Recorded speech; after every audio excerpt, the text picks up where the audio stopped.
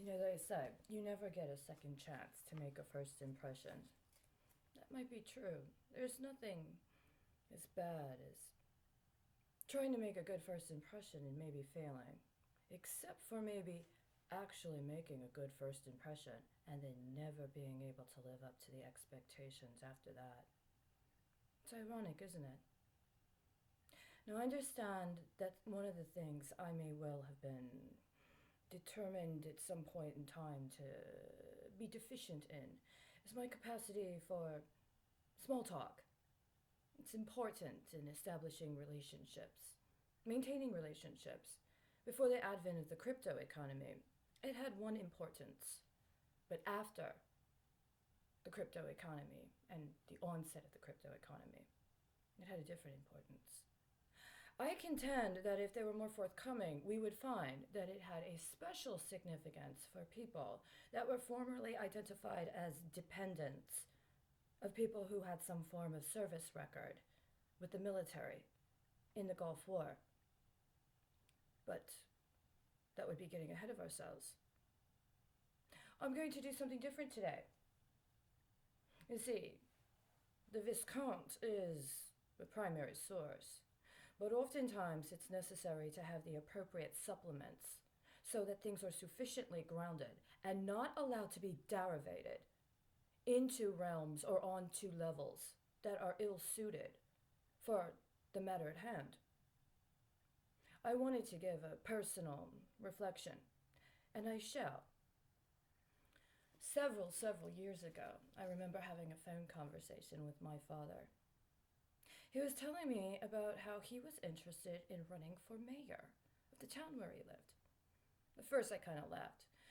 My father would tell me oftentimes how in his new workplace, where he worked with people who were considerably younger than him, they'd sometimes roll their eyes at him. They didn't really prefer his sense of humor.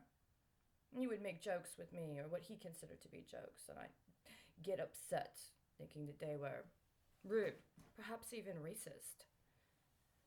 But there was always something about them. It was like this little sting that came at the end, which makes sense, because my father's a Scorpio. And sometime later, something would be revealed about them.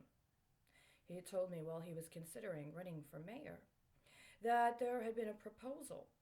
A community had come. There was a big parcel of land. They wanted to build a mosque. Now, so far as my father knew, he didn't understand there to be a lot of people that were Muslim in that area. But there was the land, and they wanted to build a mosque. This was the kind of thing he had to contend with. Now, this was a long time ago. This was before the 2008 election, if I recall correctly. Some time ago, I'm in a bookstore in Houston, and I find this book by this man. I didn't remember consciously hearing about him, but it was in a perusal of various other books I found that were relevant to the topic at hand. I picked the book up. I opened it randomly. He discussed how, during the breakup of the former Soviet Union, he had composed a petition to the official judicial body of the former Soviet Union, contesting the constitutionality of the breaking up of the Soviet Union. It had been determined that all of the republics were to be disengaged from the Union, despite the fact that only 3 had had a formal process whereby they had agreed to it. He wrote a petition challenging this on constitutional grounds. I had no idea that such a thing had occurred. He said other things in this chapter I read, but among the things he said was what he said at the end of the chapter.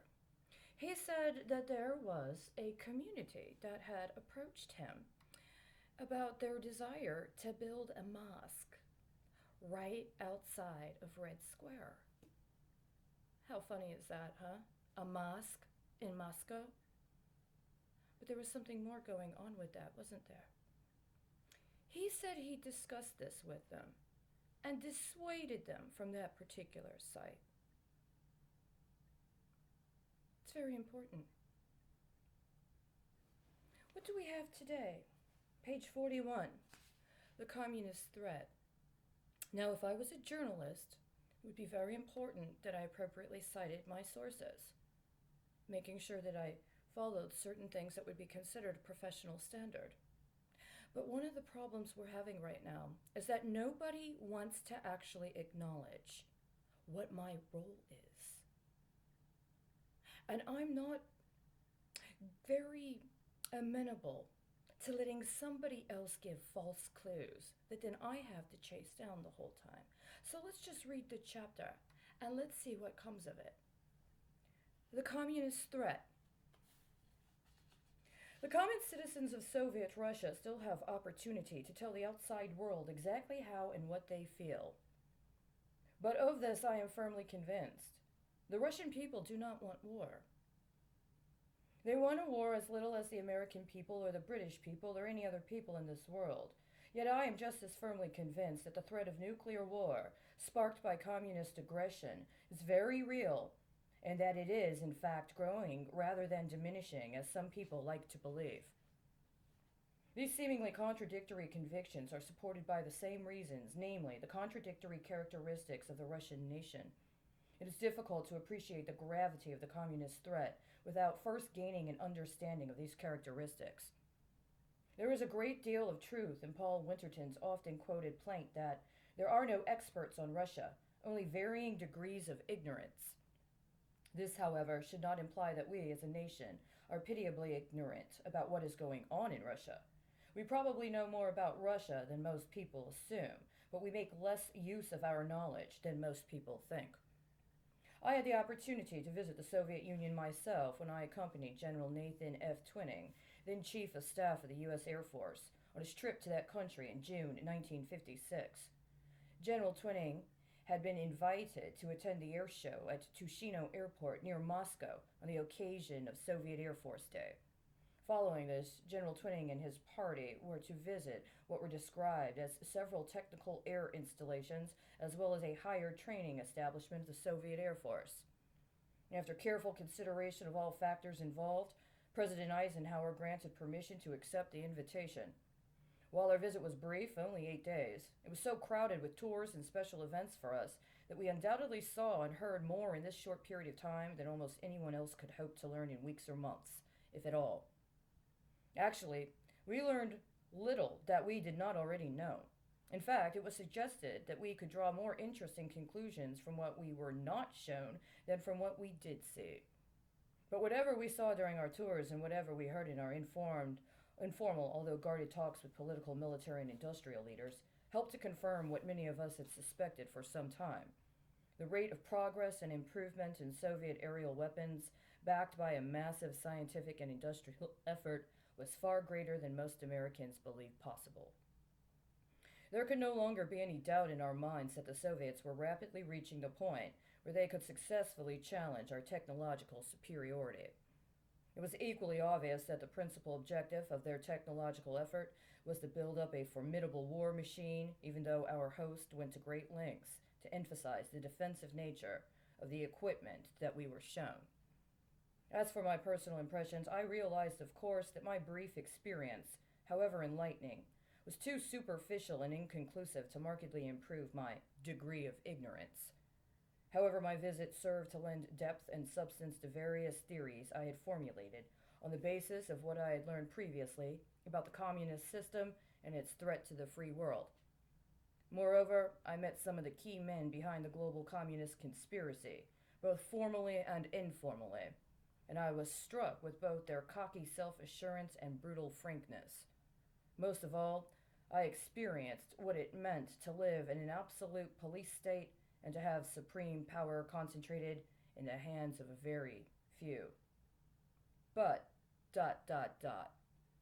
I'll end at the top of page 43. I see we've attenuated.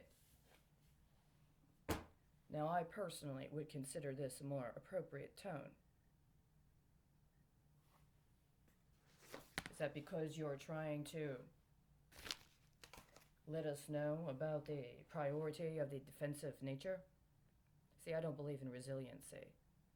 Even though my understanding is that it's been highly promoted within my own country, I believe it was a result of a prioritization of foreign influence and the wrong kind of foreign influence.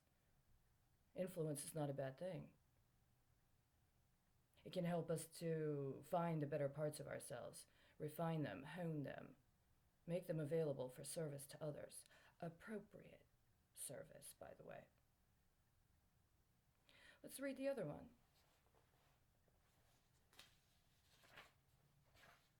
Page 93.